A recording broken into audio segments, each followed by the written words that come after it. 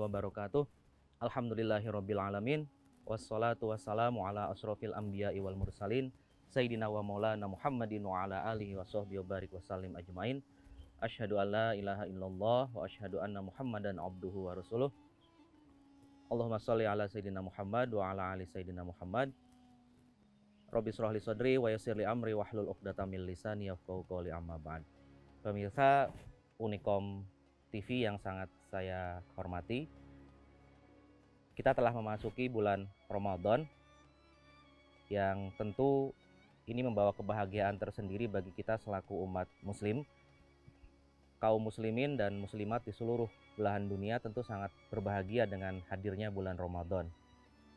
Kita tahu di bulan Ramadan ada 3 anugerah yang luar biasa dari Allah yang betul-betul kita akan dapatkan, yaitu yang pertama adalah bulan yang penuh rahmat Allah.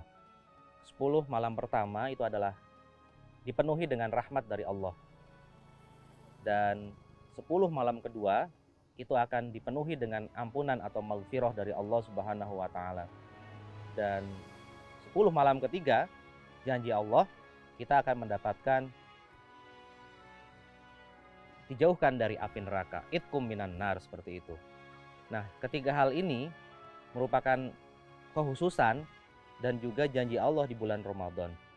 Bahkan Allah Subhanahu wa Ta'ala mengatakan dalam hadis Nabi, ya, kullu amali bani Adam lah illa shaum, seperti itu. Fa innahu li wa ana ajri bih, seperti itu. Seluruh amal ibadah itu adalah milik manusia sendiri kecuali puasa. Puasa itu adalah milikku dan aku sendiri yang akan memberikan ganjarannya bagi yang berpuasa dengan bersungguh-sungguh, seperti itu. Bahkan karena kekhususan bulan Ramadan ini, kita tahu Nabi Muhammad pun selalu berdoa ketika menjelang bulan Ramadan, terutama di bulan Rajab yang ada di dalamnya peristiwa Isra dan Mi'raj.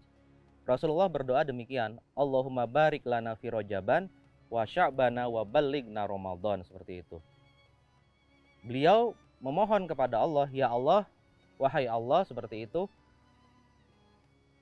berkahilah kami di bulan Rajab, wa sya'bana, dan di bulan Sya'ban, wa ballighna Ramadan, dan pertemukanlah kami kembali dengan bulan Ramadan.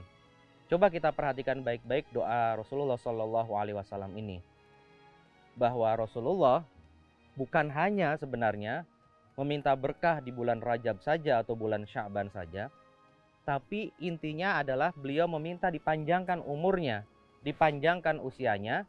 Setelah mendapatkan berkah dari bulan Rajab dan Sya'ban, beliau ingin panjang umur, ingin panjang usia, dan umatnya pun yang membaca doa ini dan sering melantunkan doa ini di masjid, di surau, di musola, di kampung-kampung, di kota-kota besar, tidak lain dan tidak bukan adalah ingin memohon umur yang panjang agar bisa bertemu dengan bulan Ramadan.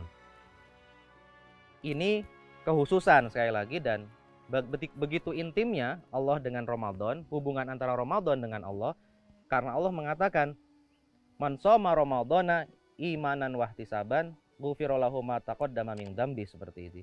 Bahwa orang yang berpuasa di bulan Ramadan dengan kesungguhan hati dan keimanan, beliau adalah orang yang sangat beruntung, orang yang sangat luar biasa, yang akan mendapatkan banyak keberkahan di bulan Ramadan. Mendapatkan Ramadan di tahun ini dan tahun-tahun berikutnya tentu adalah keinginan kita semua, harapan, cita-cita, dan juga kerinduan yang akan selalu muncul setiap tahunnya. Mengapa demikian? Karena Ramadan sekali lagi adalah bulan yang paling mulia dibanding bulan-bulan yang lain. Rasulullah mengatakan, sebelum Ramadan alangkah lebih baiknya kalau kita mempersiapkan hati dan diri kita, mencucikan diri kita untuk kemudian tidak berfoya-foya, tidak menganggap bahwa mendekati Ramadan itu harus mempersiapkan dengan berfoya-foya, menyiapkan berbagai hal yang sifatnya material. Karena Ramadan kita tahu tidak hanya puasa di dalamnya. Seringkali orang mendapatkan Ramadan itu rezeki yang banyak, materi yang banyak bagi para pengusaha, para pedagang, kemudian pemilik rumah makan, mal, supermarket, dan sebagainya. Tidak hanya itu yang harus kita persiapkan, tapi kita harus mempersiapkan yang namanya hati dan nurani kita serta rohani kita untuk selalu bersih.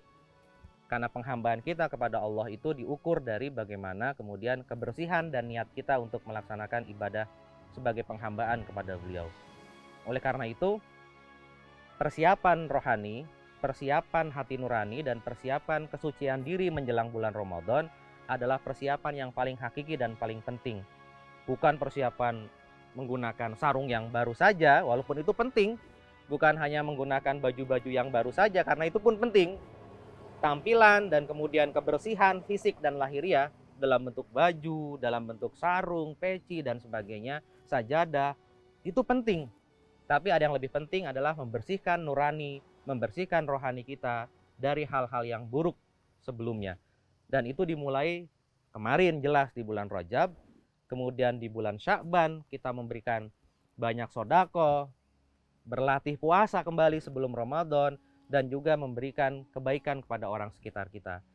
Dan kita memohon ampun tentunya kepada Allah terhadap kesalahan-kesalahan yang sudah kita lakukan di bulan-bulan sebelumnya, di waktu-waktu yang lalu. Sehingga ketika kita masuk ke dalam bulan Ramadan, kita betul-betul dalam keadaan yang diharapkan suci, rohani kita baik, dan kita bisa menjalankan ibadah Ramadan dengan khusyuk, sholat tarawih dengan lancar, bisa mengerjakan sholat tarawih dengan sempurna di masjid, di musola, dan sebagainya.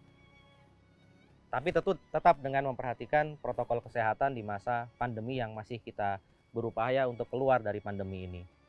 Seperti itu, yang penting bagaimana kemudian Ramadan ini memberikan berkah tidak hanya bagi individu yang melaksanakan, bagi keluarga yang ada di sekitar, bagi masyarakat yang ada di sekitar, tapi juga khalayak yang lebih luas. Bahwa Ramadan ini harus kemudian memunculkan kebaikan di masa-masa berikutnya, di waktu-waktu berikutnya. Ketika kita nanti sampai kepada bulan yang fitri, kepada bulan Syawal, diharapkan di Syawal itu, di waktu bulan Syawal itu, kita betul-betul kemudian menjadi pribadi-pribadi yang berhasil melaksanakan ibadah Ramadan. Tidak hanya puasa, tapi juga ibadah-ibadah lain.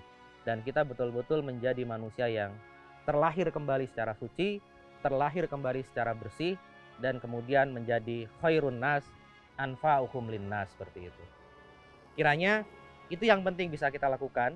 Menurut Syekh Abdul Qadir Al-Jailani, pembersihan rohani, pembersihan diri, memohon ampun atas segala dosa dan kesalahan sudah kita perbuat kepada Allah, kesalahan kita kepada manusia dan yang lainnya, kita bermunajat kepada Allah di bulan-bulan sebelum Ramadan, terutama di Sya'ban dan sebelumnya Rajab. Ini adalah satu hal yang perlu untuk kita lakukan. Makanya di masyarakat kita, dalam tradisi sekitar, seringkali kita melihat di bulan Rajab, di bulan Sya'ban, masyarakat berkumpul, masyarakat beribadah bersama-sama, di surau, di musola, di langgar, di masjid. Walaupun di masa pandemi ini agak sedikit berkurang, tentunya dengan protokol kesehatan yang harus diikuti, itu bagian menyambut kebesaran bulan Ramadan, menyambut spesialnya bulan Ramadan, tentunya dengan bersama-sama memohon ampun terlebih dahulu dan membersihkan rohani kita. Ketika kita bersih, ketika kita berhadapan dengan orang yang bukan Tuhan kita sekalipun, berhadapan dengan pejabat, berhadapan dengan atasan, bertemu dengan teman dekat, bertemu dengan relasi dan sebagainya, kita selalu berusaha untuk tampil rapi, berusaha untuk tampil bersih, wangi, dan sebagainya. Nah, itu analogi bahwa berpuasa di bulan Ramadan, beribadah di bulan Ramadan, kita harus berusaha untuk tampil bersih secara rohani terutama, dan juga tampilan lahiriah yang kedua. Terima kasih atas kesempatan untuk memberikan pesan-pesan dan juga sekaligus pesan bagi diri pribadi bagaimana kita menyambut bulan Ramadan dengan kebersihan rohani dan juga kebersihan hati dan nurani kita. Billahi taufiq wal hidayah. Assalamualaikum warahmatullahi wabarakatuh.